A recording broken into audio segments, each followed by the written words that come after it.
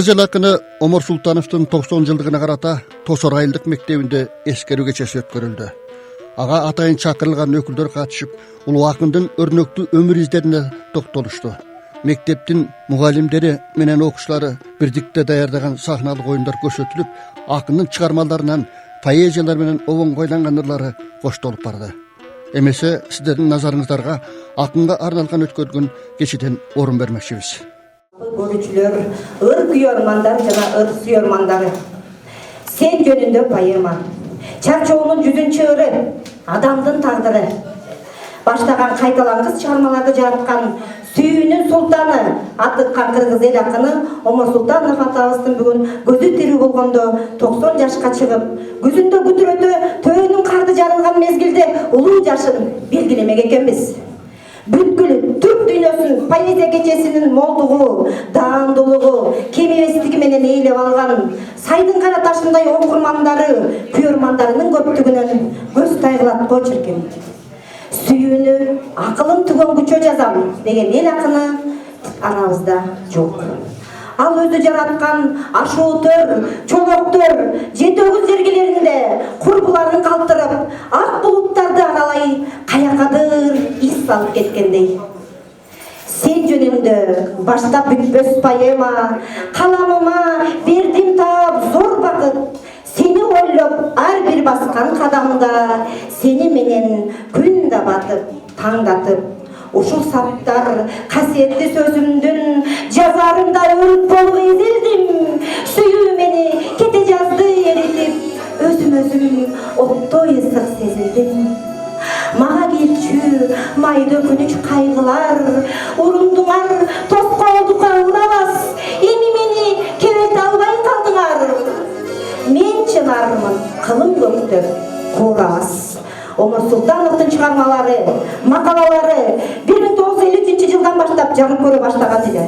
Биринчи ырлар жыйнагы 1961 жылы жарык көрүп, Кыргыз фильм киностудиясы тарабынан экрандаштырылган төкмө, жазуучу, ак куулар Коңгоңайдын көп даректүү көркөм фильмдеринин сценарийин жазган мыкты инсан болгон.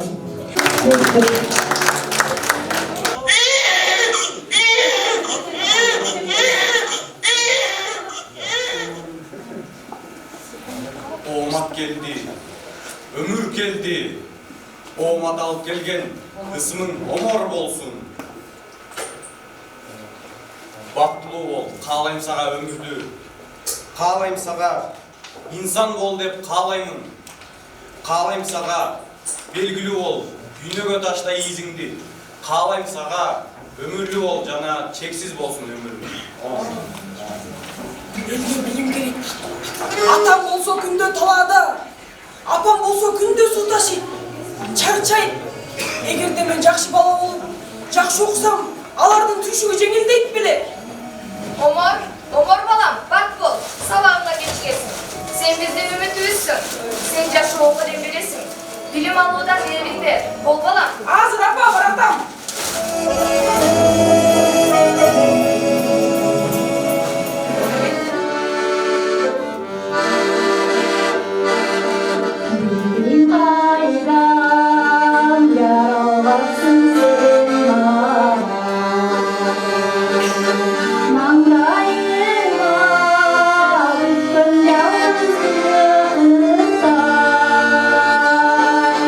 Seni sevdim,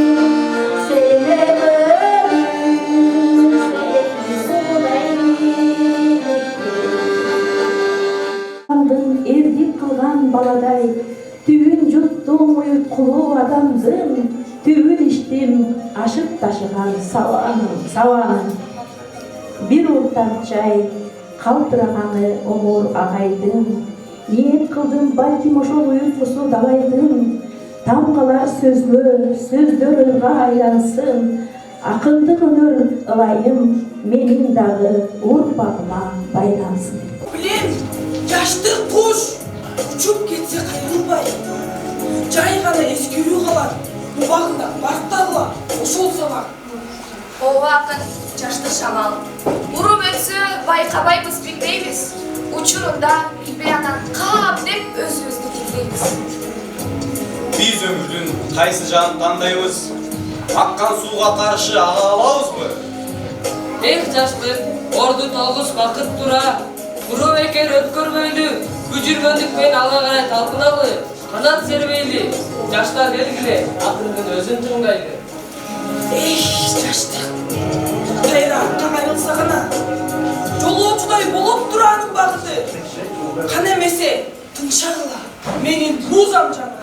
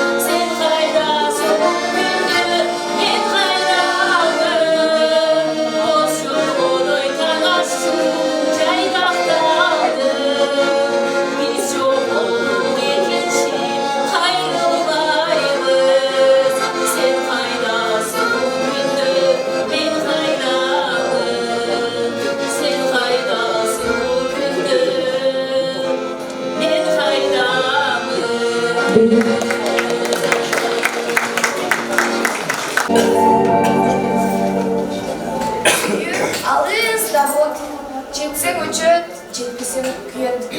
Сүйүү дастан айтып бүткүз тарыхы, сүйүү оору болбой дарысы.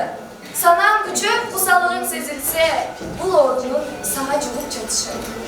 Сен асмандагы айсың, бирок кол сермесем жетпей жаткан. Мен туша алам. Акыным, дагы мен айтмаксыз. Жарык өчөт, бирок сөз калат. Өмүр бүтөт, бирок ыр калат. Жашоо өтөт, бирок ис калат. Кеткендер унутулбай, ырлар менен жашайт. Силерде окурмандарым, күйөрмандарым бар. Мен унутулбайм. Ырларым жашайт. Алар түбөлүктү, менден өтүп, алар жашайт. Жыл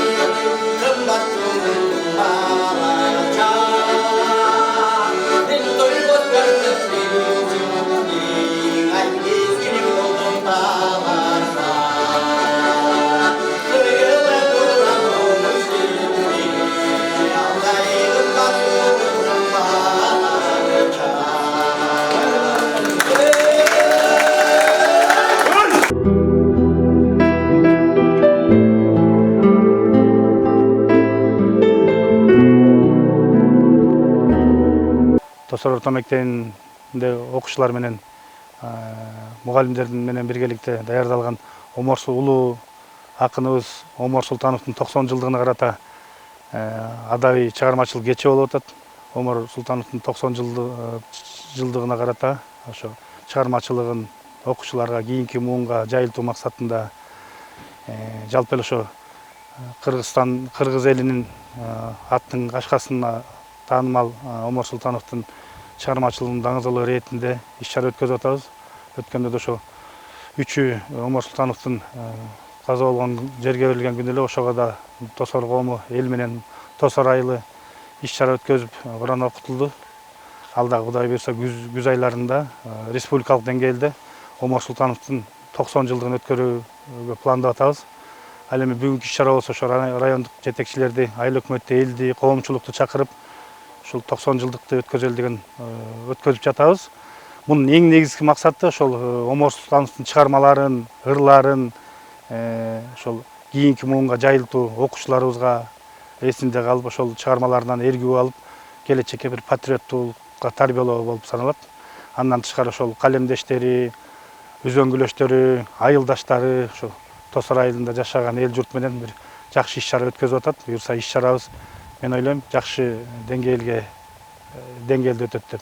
Андан сырткары Омар Султанов да ошол мектебибизге, айылыбызга көп келчү эле окуучулар менен жолугуп, өзлөрүнүн ырларын окуп берип, окуучуларыбызга жакшы стипендияларын берип, иш-чара өткөзчү. Ошону дагы эскерип, бүгүн ошол эң негизги максаты ошол келечек муунга тарбия берүү иретинде. Андан сырткары Омар Султановдун дагы ошол 90 жылдыгына карата эл баатыры деген наамга аракет кылып, ошо үзөңгүлөштөрү, кесиптештери Тосор коому аракет кылып атат.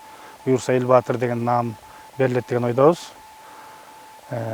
Ошол баардык өлкөбүздө тынччылык болсун, токчулук болсун, ошо балдарыбыз билимдүү болсун ушул айылдан. Негизи эле жакшы сөз бар. Ааламга кеткен жол айылдан башталат дейт. Ошо Тосор айылынан туулган Омар Султанов атабыздын жаркын элесине арнап бүгүнкү иш-чараны уюштурдук. Биздин жердешибиз биздин айылдык белгилүү Кыргыз Республикасынын эл акыны Түрксойдун алтын медалынын ээси белгилүү акын Омар Султановдун 90 жылдыгына карата иш-чара уюштурушкан экен. Атайын ошо Бишкектен келип калдым. Эми Омарова жөнүндө айтса сөз көп. Кыскача айтканда, Омарова 50-жылдардын аягында, 60-жылдардын башында Кыргыз Республикасындагы жоон топ чыккан акындардын сап башында болгондо Кыргызстандын эле эмес, бул киши белгилүү 60-жылкылар деп коет, шестидесятники деп. Россиядан Вознесенский, Рождественский, Дагестандан Камзатов, Калмакстандан Кулиев деген 60-жылкылардын эң сап башында болгон Кыргызстанда белгилүү акыныбыз. Ошо киши быйыл 6 ноябрда 90го чыгат. Чыкмак. Анан эми белгилүү акынды жердештери Омарованын 90 жылдыгын өткөрөлү деп демилгелеп, тосорлуктардын Бишкекте жүргөн, чет өлкөдө жүргөн Тосор айылынын жаштары, карылары болуп биригип бир 15-жылы Тосор коому деген коомдук бирикме уюштурганбыз. Ошол коомдук уюм демилгелеп, айылда анан республикада Омар Султановдун 90 жылдыгына бир өзүбүздүн салымыбызды кошолу деп атабыз. Анан ошол максатта бүгүн Тосор орто мектеби өткөрүп аткан иш-чарага атайын келип калдык. Эми Омарова жөнүндө айтсак сөз көп, көрүнүктүү акын, бизде эле эмес, Эсил Кайран СССРдын бүт өлкөлөрүнө таанылган, республикаларына таанылган белгилүү акын. Анын чыгармалары 30дай чет өлкөлүк тилдерге которулган, Франция баш болгон батыштын өлкөлөрүндө которулган. Анан Омарованын дагы лирикалык ырлары, сен жөнүндө поэма, прозадан Ак жол көк асман деген чыгармаларын билебиз. Ошол Омарованын чыгармаларын пропагандалап жүрөлү деген максатта ушул биз колго аш кылып атабыз. Андан сырткары Омарованын ырларына 30дан ашык биздин Рыспай Абдыкадыров, Аксубай Атабаев, Керимбаев баш болгон белгилүү корифей огончулар 30дан ашык ырларына огон чыгарган экен, бүгүнкү күнгө чейин ырдалып жүрөт.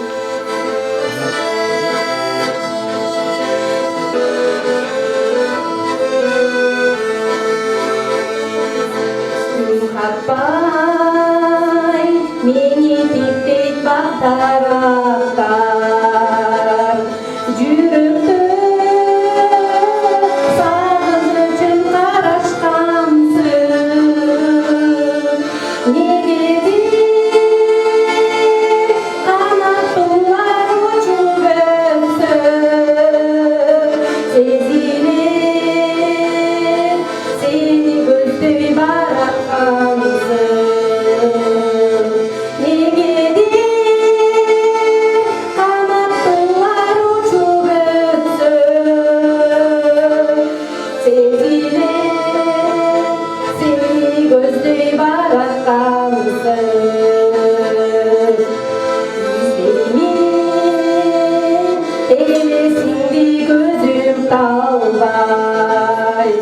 Азыр мен амалым жок алыс жакта, түшүмдө сен, түндө сени жолуктурган. Рахмат миң мертебе махабатка.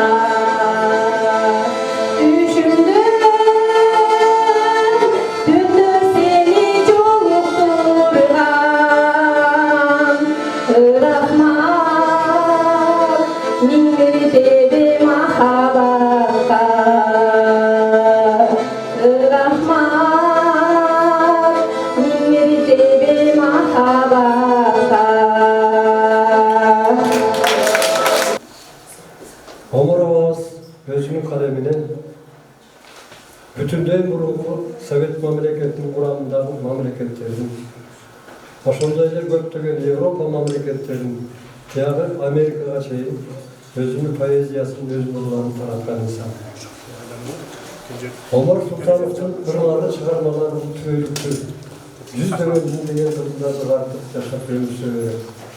Мына биз бүгүн сиздер менен чоң бүтүн дүйнө эли мезгилиндеги улуу акындар ошол Омар Хаямдын, Фирдоусинин, Жаминин, Саадинин чыгармаларын, кийин келгенде ушул Абайдын, андан мурун келгенде улуу орус акындары Пушкиндин, Лермонтовдун, бери жакындап келгенде өзүбүздүн улуу акындарыбыз Баркынын, Токтогулдун, Жеңилоктун ырларын, кылымдарды карыткан ырлар, ондогон жүздөгөн кылымдар артында калган.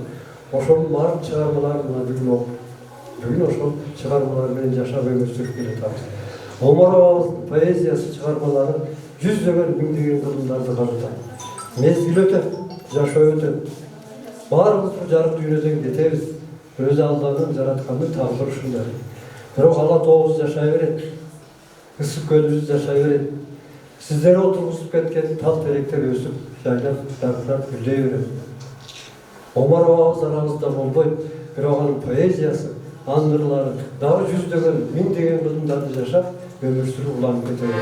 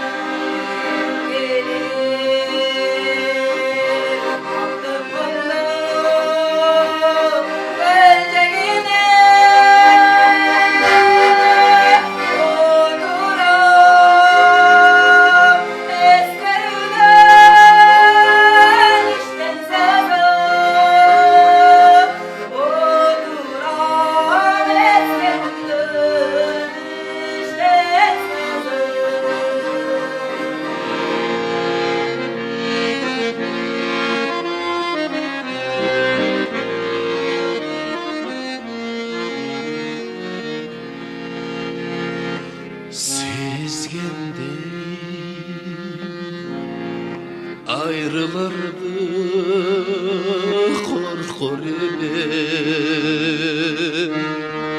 altın kum sen varına ortak elim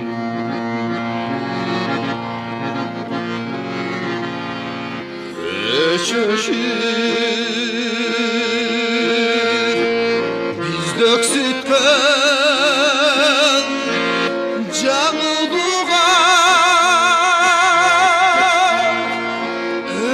ömrüdün örünmezden yalnız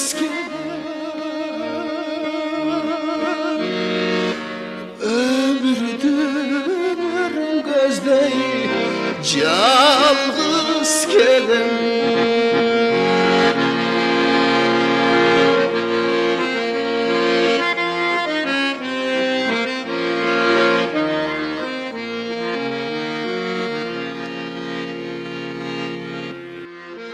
Göl boyu толкундарды жээке уруп, койнунда кылым жаткан ташты булкуп, тартылып бүгүн ошол кумга айланган таштары четте калган улутунуп, көл менен канча кылым жуурулушуп, ак толкун шоку мүнү сылай толкуп, кыялбай карап турган кандаш достон омордун ташы турат көлдү көрүп. Акындын арбап алган, тартып алган, акынга өчпөй турган сүйүү тарткан, көгүлтүр көлдүн сулуу келбетинен акында өчпөй турган сүйүү тапкан.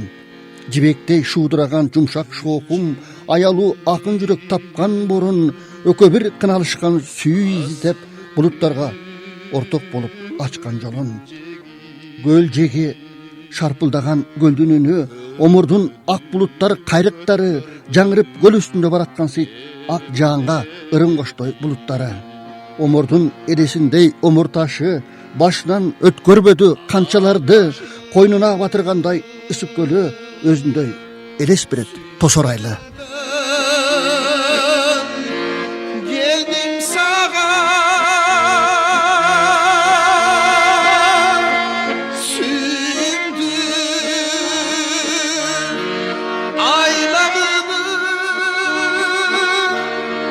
kayır berçin